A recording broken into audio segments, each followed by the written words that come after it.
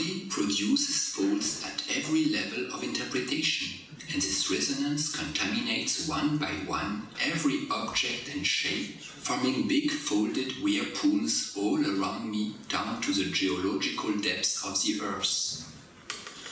These telluric forces invite me to read the landscape as a body and the body as a landscape. A grid moving stretch made by folds in all directions that meet and crisscross, repel or fusion, dissociate and link up to create the fascinating spectacle surrounding us.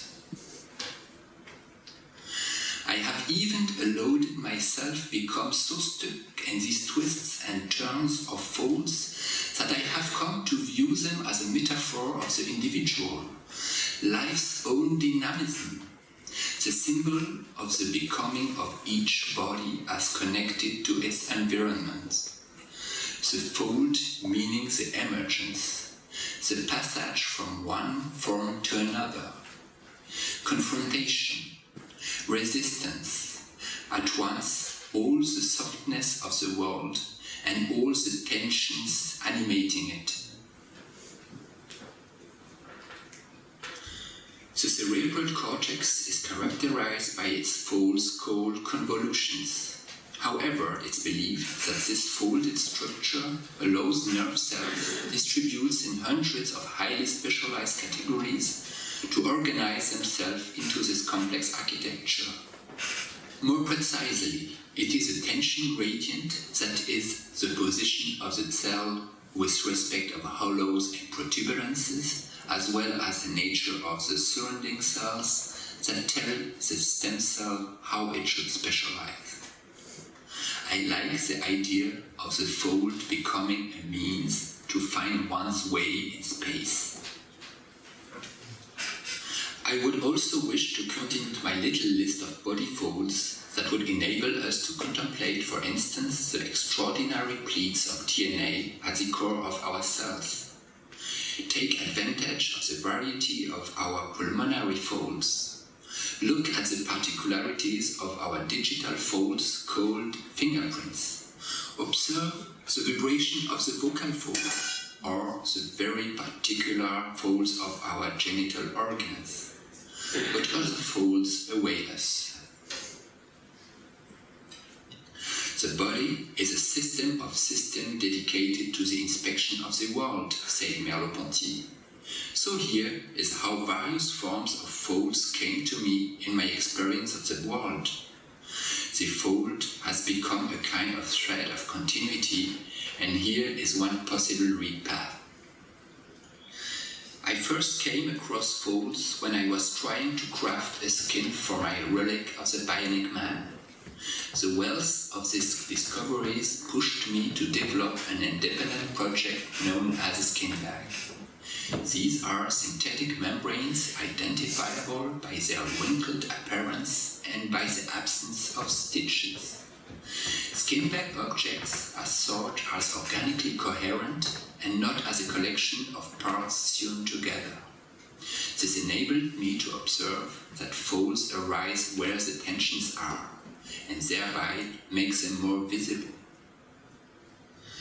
The fold begins to form when the two sizes of a thick layer do not dry at the same speed, and also because matter retracts during polymerization.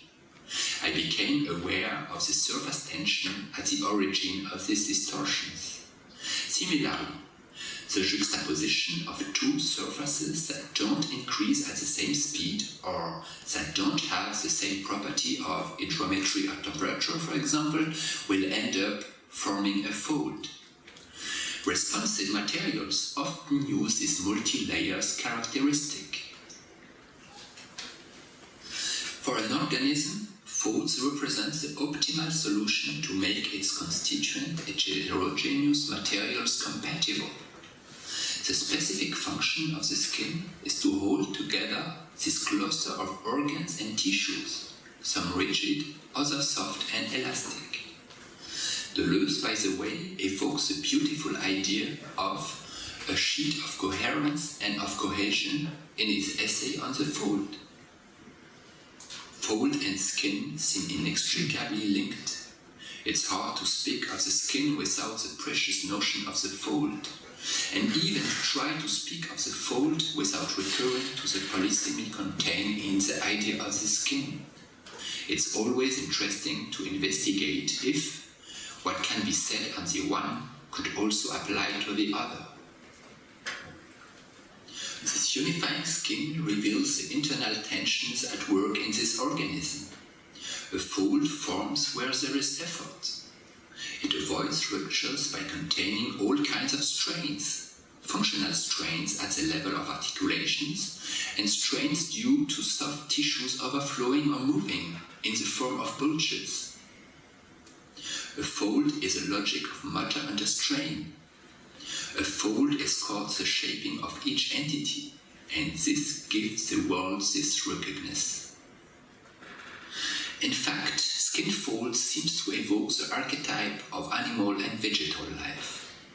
The fold tells us about a certain experience that ends up etched in the form of wrinkles. In French, the expression prendre le pli, literally translate take a fold, means to get used to, which illustrates how life's rituals come to be etched in the body. A behavioral fold becomes a skin fold. It bears witness how a body does exist, and this representation is deeply settled in us, so much that it's a part of the patterns by which we identify the living and the non-living. This incited me to wrap electronic devices in these wrinkled skins to give them an organic aspect. Hence, I fashioned covers for computers, camera, and other electronic devices to announce the fusion of the organic with the digital that I believe to be inevitable and part of the logic of human quests. To cover digital organs with skin was a present metaphor until ongoing miniaturization will enable their widespread penetration inside our bodies. Manufacturing has well understood the importance of folds, particularly in managing the endeavor relative to mobility or torsion. Hence, electrical suits are folded in order to make them more pliable. Yet these folds do not evoke the living. The implacable regularity of these rings allowed me to highlight the importance of irregularity. One fairly called topological defect, the irregularity of folds enables them to cover any form, however complex. Fingerprints, for example, map the spherical edge of our finger, and by means of this strain, create a signature proper to each finger. Therefore, this is rather topological accuracy or topological irregularity, allowing for optimal correspondence of a form with its internal dynamic and its surface. It is thanks to the specific disposition of folds that one can read the structural logic of an organism. This one would therefore constitute a kind of secret code, yet so visible, an unconscious code for recognizing the life of a being. However, when the structural logic does not concern a living being, it provokes a discomfort that I have encountered largely with my skin bags. I have often felt that people feel confused when they come across one of these objects. I think this arises from a conflict between the impression that one is apprehending a living object, a familiar animal, and the fact that it's just a bag. Let's say that it could be a disorder of the pet organ. A skin bag is thought as an extension of the body, an external organ, the fold of our personality whose function is to contain the objects that accompany us. These bags constitute one possible illustration of the concept of fold developed by Deleuze as a double cavity, one open to the outside and the other focusing inwards, characterized by a correspondence and even a communication between two floors, between two labyrinths, the pleats of the matter and the folds of the soul. This soft and pleated pocket as a bodily annex includes elements that are part of our inner, deep, but also social and relational identity. In addition, this synthetic skin possesses a power of attraction-repulsion that makes it a good vector of solicitation, of reflection, and therefore of exchange with the outside. Moreover, its pleated texture gives the skin back over clothing the aspect of the inside-out skin, or of a skin that has been removed, a kind of scalp that makes our muscle visible.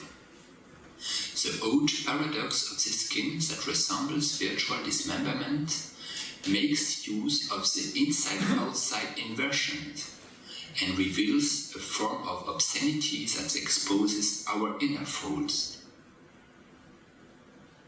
Skin-back overclothes claim our bodies as a prospective places, as surfaces of exchanges in constant evolution.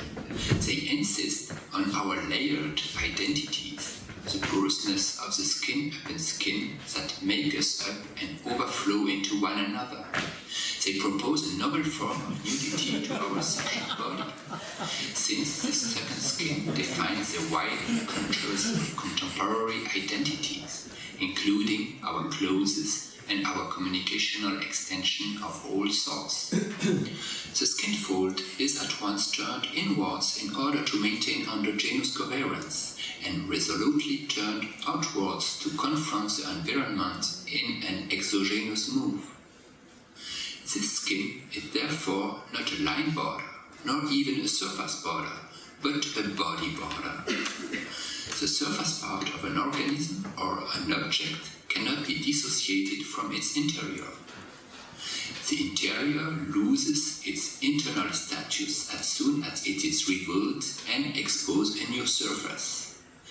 It vanishes as soon as it is revealed, to see Chatela. Skin flags are not content with illustrating the slogan, "My skin is my flag." Here, folds tell us about the collective body, transiting from one color to another. The folds indicate that it is one and the same body. It is from the relation of its members that group coherence arises, beyond racial and ideological distinction. Through the very materiality of medium, skin flags incarnate this social body that can only exist inside the interrelation of the individuals that make it up. However, this trans-individual component characterized as much human dynamics as the dynamic of the fold. Like the human, a fold can only be apprehended in its interaction with other folds. A fold always announces the arrival of other folds. To avoid sticking to an abstract modeling detached from all reality, we are going to observe the in vivo formation of folds. The experimental frame is simple. I am going to undress in order to repeat a familiar gesture that we all perform in our daily life. I therefore propose that you carefully observe how the constraints, that is, the movement exerts, create tissue folds and skin folds, and see if these folds are of the same kind. Look how a fold disappears to reappear in the same place or a little further away. Look how it flows into one another. The fold is one and manifold. In the end, we don't know if it's the same fold that has evolved or if it has become another. Does this question even mean anything? Let's try to conjure the movement. At a moment t, we can distinguish a series of folds. Even like that, it's difficult to know where one fold begins, where it ends, and where the next begins. I therefore determine a point in that vaguely sinusoidal curve and try to find the same point on adjacent folds. But each fold is different, and it's difficult to find the same point with precision. I'm also aware of the absurdity of counting folds in front of you. An non-defying force seems to connect all these folds. Each fold seems to be but a single moment in a movement that is becoming. So it's no longer a fold, but a movement that produces folding. Let this movement carry us away to see where it takes us.